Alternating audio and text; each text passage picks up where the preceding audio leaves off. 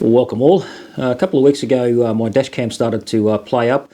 It's been doing that for quite some time, and I decided to look at getting something more modern, higher quality and more easily mounted in the vehicle than what I've been using to date, which is sort of like a mobile phone shaped camera with a lens in the middle. Very difficult to mount anywhere effectively on the windscreen of my vehicle, and so I went looking around for something to replace it, and I came across something suitable, or appeared to be suitable, on Amazon. Did some checks, some reviews and so forth, and it gets a fairly good write-up all round, not just on Amazon, and so I decided to get it. And what I bought was the Viofo A129 Pro, which is a 4K dash cam.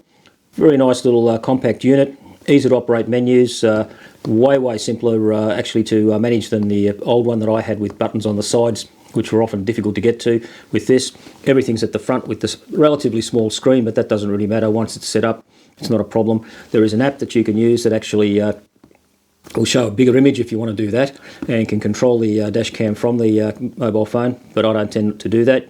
But the interesting thing that I found out about it was that after I did some test driving and imagery, it actually solved a problem that I've had for quite a while. For many of our bush trips, I want to take some video of the track and so forth in the vehicle as you're driving, going up and down tracks, crossing rivers and so forth. And in the past I've been using the Olympus TG5, but that's really problematic because it has no remote control start, so I've got to put it on there, try to see that I've got it positioned correctly on the bull bar, and then press start, and it'll only run for 7 minutes before it turns off, and then you've got to do it again, and you don't necessarily can see in bright sunlight whether it stopped recording or not. So it's always been a bit of a pain, and I hated using it. And when I got the Insta360, I thought, well, I'll use that in lieu, because I can mount it onto the bull bar easily. It has a remote control that works well, and I can start and stop it whenever I want. But I was also using that in car, so I can do some narration while I'm driving and so on. And it meant jiggling, taking the camera off, putting it in the front and then putting it back again and so on, which could have proved to be a bit of a pain. And so I was pleasantly surprised when I actually took some video and tested the video that came out of this camera, and it's really good. Certainly not as good quality as the Insta360 or higher level cameras, but it's not too bad for what it is. I believe it's got a Sony sensor in there, so that's usually generally good quality. And what I found with this is that with its positioning on the just next to the mirror of the vehicle, I'm getting a different perspective that's actually more pleasing to look at, because it gives you the vehicle bonnet there in part, and when you're moving about and driving around on tracks, you get a bit of context and perspective with that, whereas the bull bar mounted one just showed you the track and nothing else, and I don't think that was always as effective as a visual sort of example of what you're doing when you're driving out bush. So that actually turned out to be a useful tool for the sort of video that I'm doing when we go bush primarily, and it colour grades reasonably well. It has probably a little bit more digital image than the other cameras. It doesn't have any log or anything like that available to it, but it's usable. And the audio also is usable if you need to put it to use for any reason, though I've got to have the audio from the Zoom F6 connected to the internal camera, so if I'm actually doing any narration, I'm getting narration from both perspectives.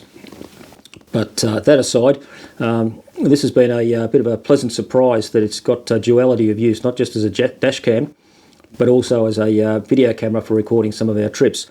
Now, I did a short video demonstrating how it actually looks and sounds, and I'm not going to go any further with this. I'm going to let the video just speak for itself, and basically on that note, I'll call it cheers.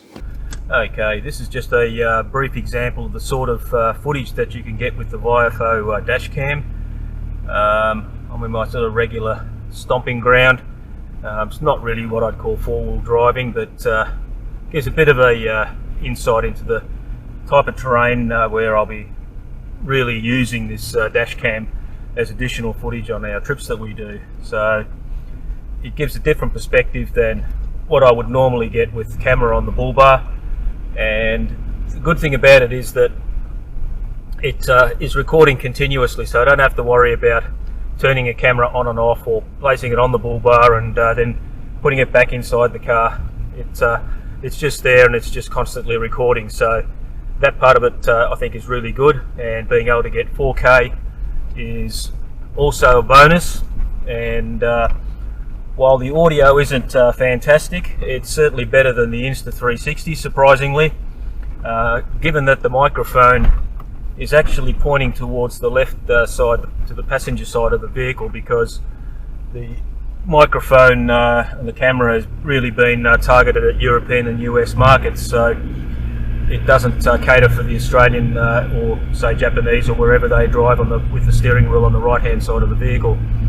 That said, the audio is usable if need be, but that's not the primary reason I got it.